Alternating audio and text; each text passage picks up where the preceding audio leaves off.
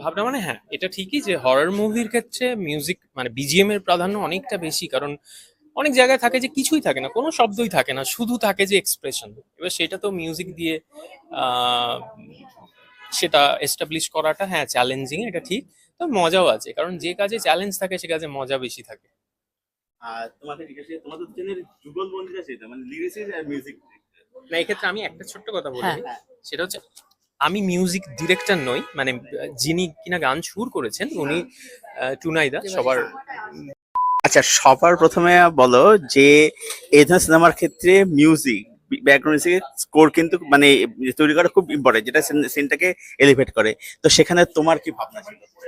আহ, ভাবনা মানে হ্যাঁ, এটা ঠিকই যে হরর মুভির ক্ষেত্রে মিউজিক মানে বিজিএম এর প্রাধান্য অনেকটা বেশি। কারণ অনেক জায়গায় থাকে যে কিছুই থাকে না, কোনো শব্দই থাকে না, শুধু থাকে যে এক্সপ্রেশন। এবার সেটা তো মিউজিক দিয়ে আহ, সেটা এস্টাবলিশ করাটা হ্যাঁ চ্যালেঞ্জিং, এটা ঠিক।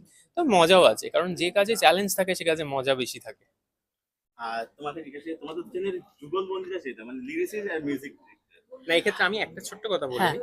সেটা হচ্ছে আমি মিউজিক ডিরেক্টর নই, মানে যিনি কিনা গান সুর করেছেন উনি টুনাইদা সবার প্রিয় দেবাশিস দা। আমি শুধু ব্যাকগ্রাউন্ড মিউজিক করেছি। ইয়েস। তোমাদের যুগলবন্দিটা কিরকম ছিল? হ্যাঁ, তো আমাদের যুগলবন্দি মানে দেবাশিস দার সাথে তো কাজ করা একটা খুব ভাগ্যের ব্যাপার, খুব ভালো লেগেছে কাজ করে।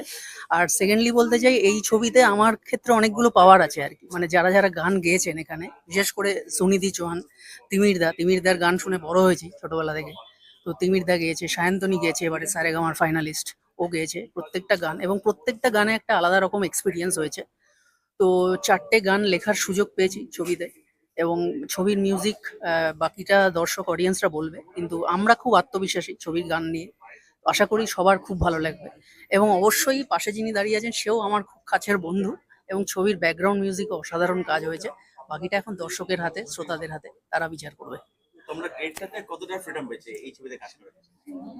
প্রচুর, মানে ডিরেক্টর আমাদেরকে তার যে চাহিদা সেটা আমাদেরকে শেয়ার করেছে প্রথম। তার তার ফার্স্ট ভিশন তো তার, তিনি প্রথম দেখেছে ছবিটা, সেটা আমাদের সাথে শেয়ার করেছেন তিনি। তারপরে কাজের ক্ষেত্রে কিন্তু পূর্ণ স্বাধীনতা দেওয়া হয়েছে আমাদের। ইনফ্যাক্ট আমি বলতেই চাই হ্যাঁ, সেটা হচ্ছে পূর্ণ আমি স্বাধীনতা।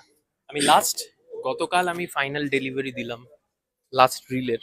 সেখানেও আমাকে সৌম্য কিছু বকাবকি করেনি, বলেছি ঠিক আছে দাদা, তোমার সুযোগ সুবিধা মতো দাও। তো স্বাধীনতার ক্ষেত্রে বলবো যে অবাধ স্বাধীনতা ছিল। একদম, একদম।